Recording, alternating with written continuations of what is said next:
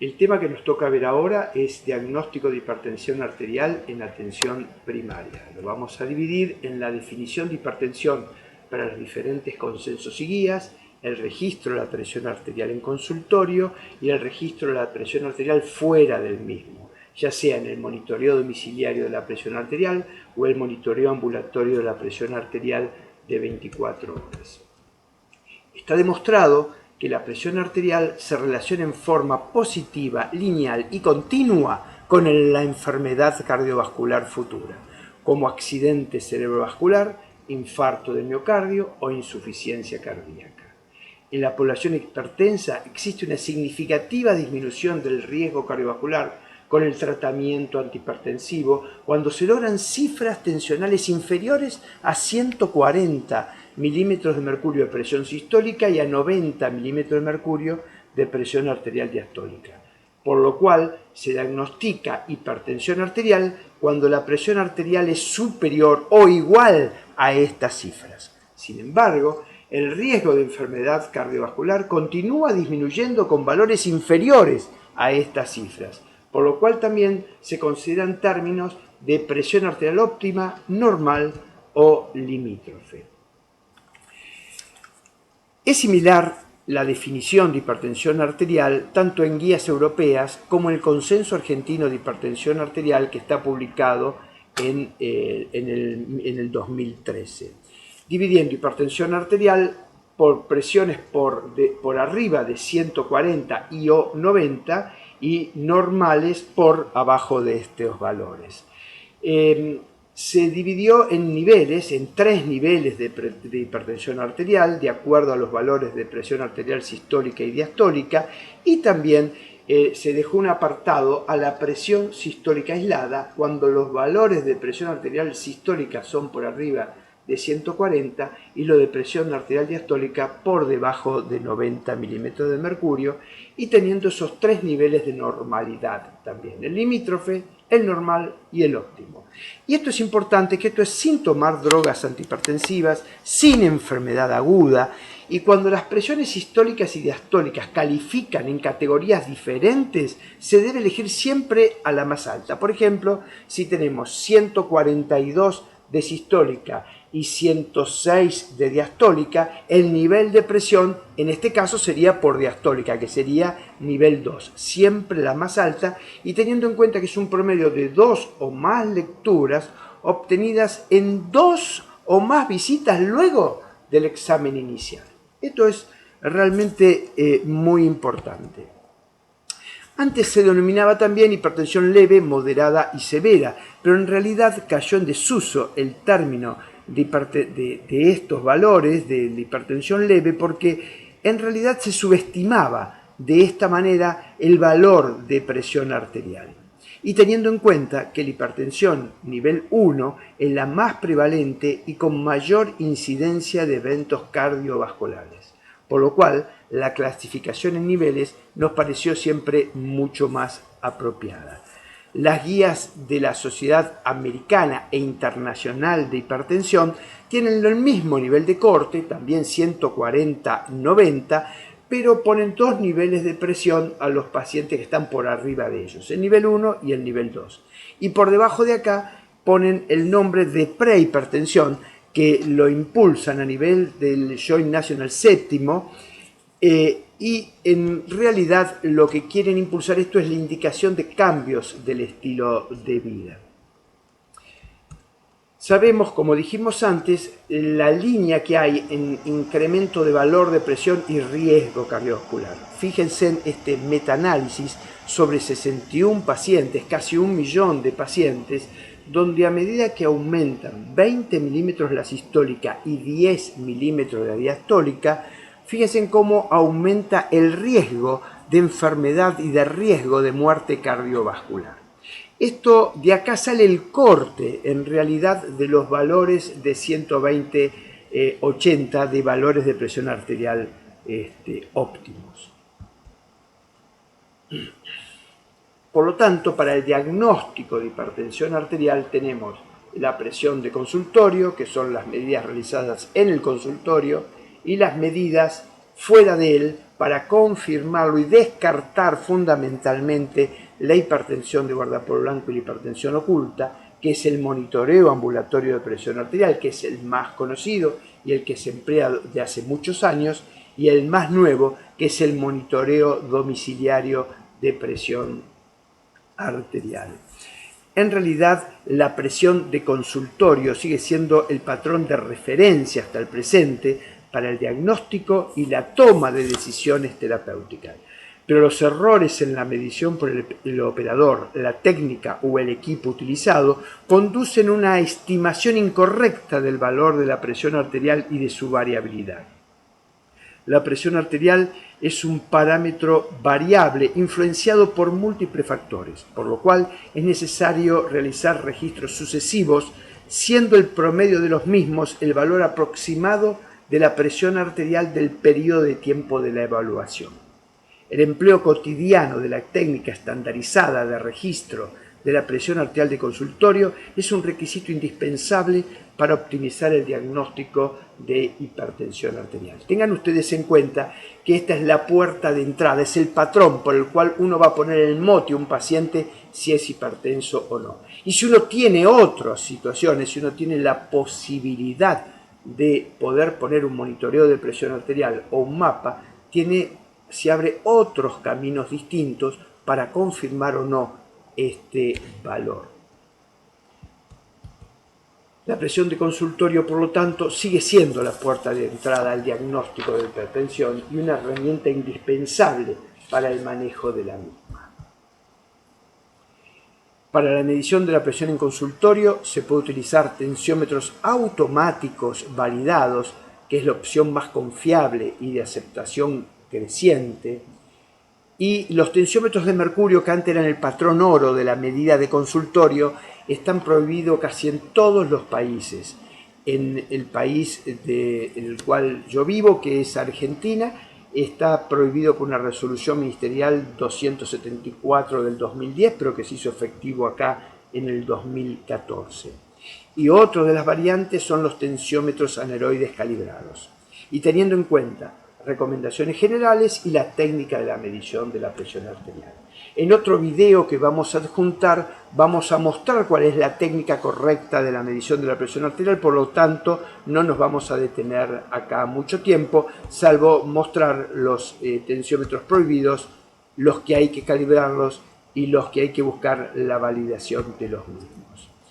En lo que es la normativa de la presión arterial, vamos a verla en el video adjunto. Solamente tener en cuenta que al paciente, una vez que viene al consultorio, hay que tomarle por primera vez la presión en ambos brazos, elegir la presión más importante, la mayor, y en ese brazo es en el cual vamos a seguir haciendo las medidas consecuentemente, buscar el de mayor valor que tiene. Esto es muy importante, y también tomar la presión tanto sentado como parado, buscando la hipotensión ortostática o la hipertensión ortostática. Y recordar que siempre son por lo menos 3 mediciones, promedio de las últimas 2, descartamos la primera, que siempre es la de mayor presión, y en 2 visitas. La medición ambulatoria de presión arterial, el mapa, que el monitoreo ambulatorio de presión arterial, o el MDPA, el monitoreo domiciliario de presión arterial, tiene mayor correlación con daño de órgano blanco respecto a la presión de consultorio y elimina la reacción de alarma. Fíjese, 2 estudios vamos a mostrar en mapa. Este, que es mapa versus presión de consultorio, que es el estudio Dublín, donde acá lo que se ve es el riesgo de enfermedad cardiovascular y de muerte cardiovascular a 5 años con el valor de presión sistólica y diastólica en el consultorio y en el mapa. En el mapa en el día, en las 24 horas y en la noche. Fíjense que la correlación que tiene, que en realidad se correlaciona muchísimo más el mapa que la presión de consultorio, y dentro del mapa la presión nocturna que el resto. Y esto es, el riesgo es expresado a 5 años como número de muertes cada 100 individuos. Otro estudio, el sample, donde fíjense que lo que relaciona acá es índice de masa corporal, índice de masa ventricular izquierda, se relaciona con la presión sistólica en el mapa, pero no con la presión de consultorio. Y después se ve en la diapositiva, en la parte superior, donde se ve lo que es la presión de consultorio hacia la izquierda y la presión del mapa de 24 horas hacia la derecha. Y en el inferior lo que se ve es lo mismo, pero después de 12 meses de tratamiento. En tratamientos que acá se trató con el lisinoprin más hidroclorotiazida, y nuevamente se ve la correlación que hay más en el mapa que en la presión de consultorio. Por lo tanto, vemos que el mapa nos informa clínicamente, nos da más información sobre daño, información sobre el riesgo cardiovascular, o sea que en realidad nos dice más que la presión de consultorio, pero siempre y cuando lo tengamos.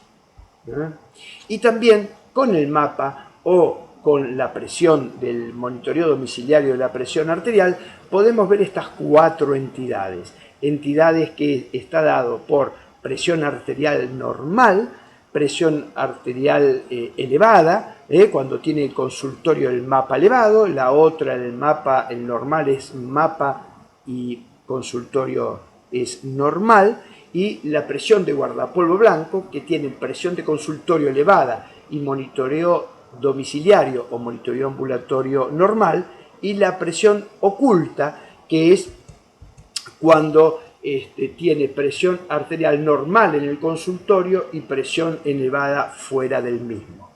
Fíjese, la prevalencia de cada uno es mucho más prevalente, por supuesto, el fenómeno de alerta, el fenómeno de guardapolvo blanco, que siempre tenemos que descartar para hacer el diagnóstico de hipertensión arterial.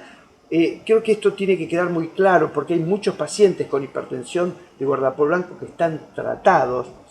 La hipertensión de guardapolvo blanco es una entidad que no es inocente, pero no se trata hoy, solamente tiene más posibilidades de pasar a hipertensión sostenida, por lo tanto se la va evaluando año a año cuáles las modificaciones que puede haber. Por lo tanto, las indicaciones del monitoreo de presión arterial hoy, las más importantes es la hipertensión de guardapolvo blanco y la sospecha de hipertensión oculta, esas 2 entidades que les mostré antes. Y también en pacientes cuando tienen diagnóstico de hipertensión arterial que es limítrofe o nivel 1 de consultorio, o los pacientes que tienen hipertensión refractaria, para ver si realmente son tan refractarios o si tienen un fenómeno de guardapolvo blanco, o la sospecha de ausencia de descenso nocturno de la presión arterial, o las discrepancias entre la presión de consultorio y la de domicilio, o episodios de hipotensión, especialmente en ancianos y diabéticos, o disfunción autonómica, o progresión o falta de regresión de daño de órgano blanco, o las embarazadas con sospecha de hipertensión gestacional o preeclampsia. Hay solamente consenso de expertos para evaluar la respuesta terapéutica.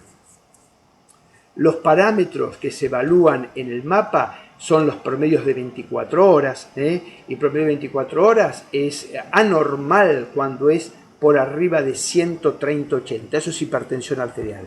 El diurno, cuando el promedio es por arriba de 135 y 85, es hipertensión arterial, y el nocturno cuando es por arriba de 120-70 milímetros de mercurio. También con distintos comportamientos que el paciente puede tener, que el comportamiento DIPER, que es cuando la presión baja a la noche entre el 10 y el 20% con respecto al día. El non-DIPER es cuando baja menos del 10% comparado la noche con el día. El hiper-DIPER es cuando baja la noche más del 20%. Y el DIPER inverso es cuando está más alta la noche que durante el día. Y también podemos evaluar el aumento matinal de la presión arterial, esto es muy importante, y no tanto la variabilidad de la presión. Nos puede estimar, pero nos da un dato realmente concreto. En el monitoreo domiciliario también es una práctica protocolizada, con equipos validados y mediciones estandarizadas, que esto implica el entrenamiento del paciente. Esto es distinto que las presiones que el paciente se toma en forma ambulatoria, porque las presiones que el paciente se toma él por su cuenta o en una farmacia, sabemos muchas veces que en la farmacia no cuentan con equipos adecuados, no están calibrados, no hacen reposar al paciente, las presiones son todas tan redondeadas en cero, ¿eh? Entonces esto en realidad no nos sirve a nosotros para el diagnóstico de hipertensión. Estas son las mediciones casuales, entonces realmente son no supervisadas. Nosotros tratamos de enseñarle al paciente, de ver que si puede, compra equipo, eso lo tenemos nosotros si se lo prestamos. También en otro video que vamos a agregar, también vamos a mostrarles cómo es la toma de presión arterial fuera del consultorio. Las guías americanas, fíjese esto es las guías de monitoreo ambulatorio de presión arterial, que en el 2008 tratan de mejorar un poco lo que ya había estado en el 2002, o sea, porque las guías americanas mencionan que las mediciones de presión arterial por consultorio, a pesar de ser el gold estándar, brindan una información adecuada sobre la presión arterial real. De ahí es que salen que en los últimos 30 años se está trabajando mucho en el monitoreo de presión arterial, fundamentalmente. Y en las indicaciones de MDPA no me voy a detener porque estas las vamos a ver en el próximo también video, pero son muy semejantes también a las del mapa, salvo que no pueden evaluar la presión nocturna fundamentalmente, ¿no? Este es un algoritmo muy interesante que hicimos en el consenso, que es que a los pacientes que tienen presión arterial limítrofe o nivel 1, los citamos en una segunda visita, y si en una segunda visita siguen teniendo estos mismos valores de presión arterial, podemos indicarle un mapa, y si no tenemos un mapa, o sea, la preferencia es un monitoreo ambulatorio, pero si no lo tenemos, podemos indicarle un monitoreo domiciliario. Esto es siempre y cuando lo tengamos, si no realmente lo hacemos venir una tercera vez y vemos el valor de presión que tiene. Pero si lo tenemos nos da mucha información. Entonces, de acuerdo al valor, cuando lo vemos en la próxima visita, podemos diagnosticarlos si son hipertensos o no son hipertensos. Esta es fundamentalmente la clasificación. Nivel 3 no le hacemos mapa porque con los niveles de 180 a 110 uno ya piensa que ya tiene la confirmación de hipertensión, porque en realidad siempre es confirmar hipertensión arterial. Y las ventajas y las limitaciones que tiene cada uno es la presión de consultorio es disponible, de bajo costo. Y la mayoría de las enfermedades cardiovasculares están hechas y todos los estudios con presión arterial de consultorio. El mapa tiene mejor indicador pronóstico y evalúa la presión arterial nocturna y realiza mediciones tanto en reposo como en actividad. El MDPA se puede realizar en varios días, a mediano y largo plazo y en forma sucesiva. Ustedes vieron que el monitoreo ambulatorio muchas veces molesta al manguito. Y es de bajo costo y está más aceptado muchas veces en los pacientes y esto mejora la adherencia. Y las limitaciones de cada uno, en la de consultorio es la escasa reproducibilidad y el sesgo a la reacción de alarma, o sea, a la reacción de guardapolvo blanco, y que tiene poca correlación con el daño de órgano blanco.